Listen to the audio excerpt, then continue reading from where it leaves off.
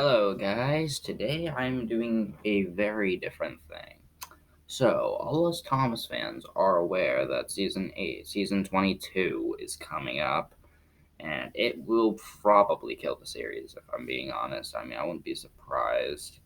If you see what's happening with Thomas right now, then, well, yeah, it's going to. I mean, I can't deny it. I wish I could, but I feel like Thomas is going down another route. I would talk about that season, but let's think about this for a second. So, season 8 being in the well, so season 22 being the show's so far worst season. Remember back when Thomas was starting to plummet, like back in 2004? Yeah. Now, I decided I would look back at this season, see what happened. Why did this season not do as well as the last seven? And also, why not revisit one of my childhood favorites? Yes, season 8 was the first season I watched, and it was the season that got me into Thomas. So, yeah, the first episode I think it was probably it was Thomas the Rescue for sure. So, with the further ado, let's get on with the video after a bunch of padding, pretty much.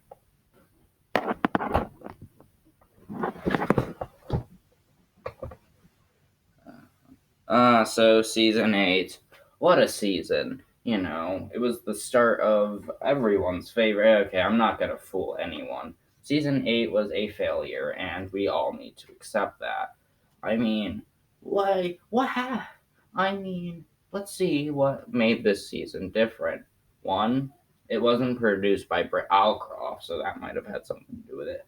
The first seven seasons of the show were produced by Alcroft herself. Season 8, on the other hand, was the first season produced officially by Hit. Yes, Hit technically distributed season 7, but they didn't have any real involvement with the season. In terms of story wise, at least to my concern. Another thing about this season that I always found weird is the style. No one seems to talk about this one for some reason. Think about it. How different the style really looks to season 1 through 7. It definitely the models look a little more crisper, but it kind of makes the series feel boring. Think about all the imaginative smoke effects, the cheerful and the more gruesome lighting. In Hit's mind, Thomas is just a bright, colorful show with no substance. That's basically what season 8 is. It looks colorful, but has no substance. I mean, this is a problem that Thomas is still kind of suffering from, honestly. And also, think about how many times you'll see the three tracks, just three plain tracks with nothing on them. Hell, sometimes you might not even see a train carry cargo. And aren't these guys supposed to have jobs? Another thing about season 7 that I always thought about was its opening. Season 8, season 7. Not like that's technically season 8. And no, I'm not talking about engine roll call. Well, yes, it is. Well, yes, the engine roll call is the theme. I'm talking about the one where. Hang on, I'll show you it in a second.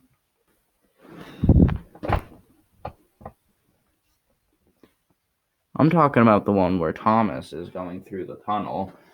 I don't know about you, but I always thought this was really interesting, seeing Thomas go to the island of Sodor and visit it. I mean, if you think it's a nice introduction for little kids to see this, and I think that's the thing about this season. I'd say for the really young fans, this is probably the best season to start with. I mean, some people will call it padding and annoying, and yes, I'll admit this season is not anything special. But let's look. Season 8 was made specifically to be a, re, a kind of reboot for the series. Why else do you think they don't mention anything about old continuity to the fans? I mean, they're gonna be the ones that know all the continuity. So, I guess so. And with this new change came new personalities. Gordon kind acts more or less the same. Henry is now more scared, worrisome, and more hard to deal with. Like, let's take Henry and the Wishing Tree, for example. In that episode, Henry, for some reason, can't pull coaches. Hang on. In that episode, Henry wishes he could pull the Express, even though he's been shown he can pull the Express millions of times. I mean, in his first episode, he's basically pulling the Express. But for some reason, he can't pull it now? What happened? What happened? I think he pulled coaches in season 8. In season 7, I think I kind of have memories of that. In fact, he pulls coaches after this. So why do this to him? Uh, Also, season 8 was kind of a transitional era for the toys as well. Because if you remember, this is also the era of Take and Play. So.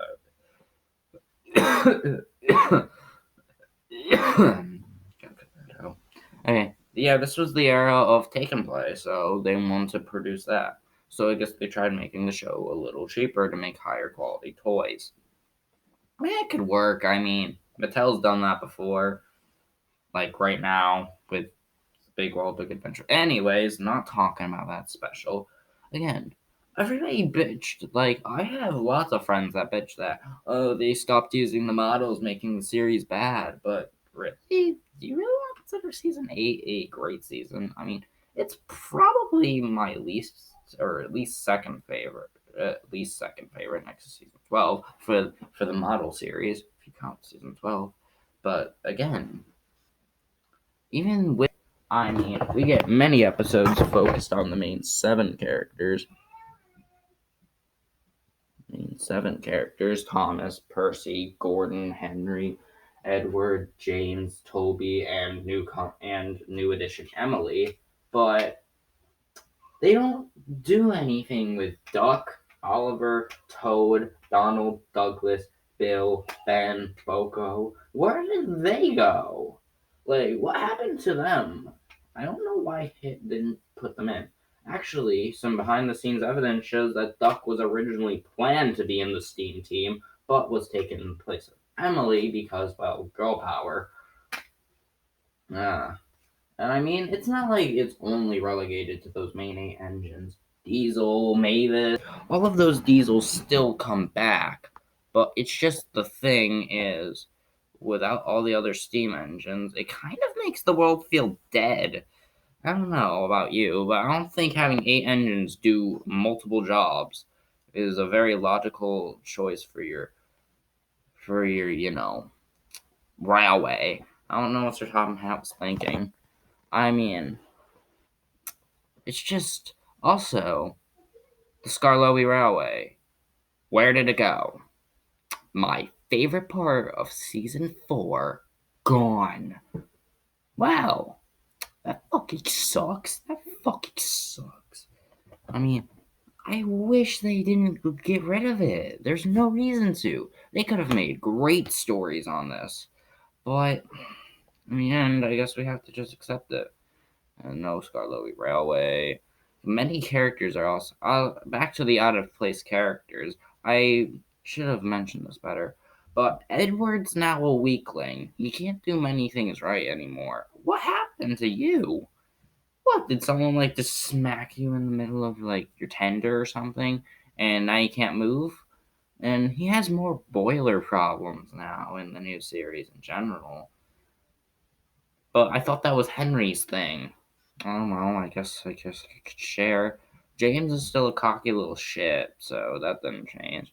Percy is acting more childish than ever. I mean, Percy is my favorite character. Percy does act childish in the classic series, but it's never to a degree where it feels stupid. Percy acts stupid in this season. For some reason, when he like uses his whistle loudly, he thinks it's a good idea to just mess with it. I don't know about you, but again, I think that person. I always thought that Thomas I thought Percy's best season was season 3. I don't know. It's just the way he acted there. Just felt the best fit for him. Toby now just acts like a retard. He's like, "Hi there, I'm Toby." At least in the US dub. I know the UK dub makes him sound a lot better. Also, some season 8 characters, season 7 characters do return, but Arthur's return really means nothing to me. I mean, I like Arthur a lot, and I wish they would bring him into the CGI series, but still, he gets one episode. Murdoch makes a non-speaking role. Spencer gets an episode, which actually is probably one of the better ones in the series, in the new series. And Emily becomes a main character. Speaking of Emily, she's become such a bitch in the new series. Like, what happened to her? Did she just was she just like, oh, okay. Well, you know what? In one of the episodes, Thomas and the Snowplow, the narrator says that Emily is like, yay, I can't wait to boss Thomas around. Jeez. I was about to say that in the episode, I was thinking that Thomas would just misconceive it as being bossy, but for the narrator to specifically point that out for Emily just doesn't paint a pretty picture. I just like, wow.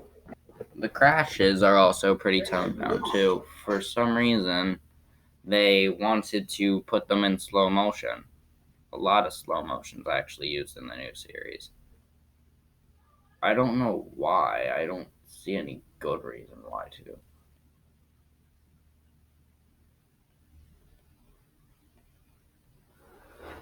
Like, seriously, I can't believe what happened. So, are there any good things about the season? Because I've been just talking shit. Well, yeah. I mean, again, the styles update looks nice. I think that there are at least a few okay episodes. It can be a little more cartoony than the other ones, but again, in my opinion, season 8 is a series that should be started with young children. This is the series that probably would get them better. Probably is the season you should either. If the classic series seems too extreme for your like young ones, I would suggest maybe season 8 isn't a bad choice to start with. I don't know. I guess I wouldn't blame them. It kind of ruined the series too with learning segments and music and pretty lame music numbers. But again, I'm something like that. It's no season 4, but it's definitely no season 15.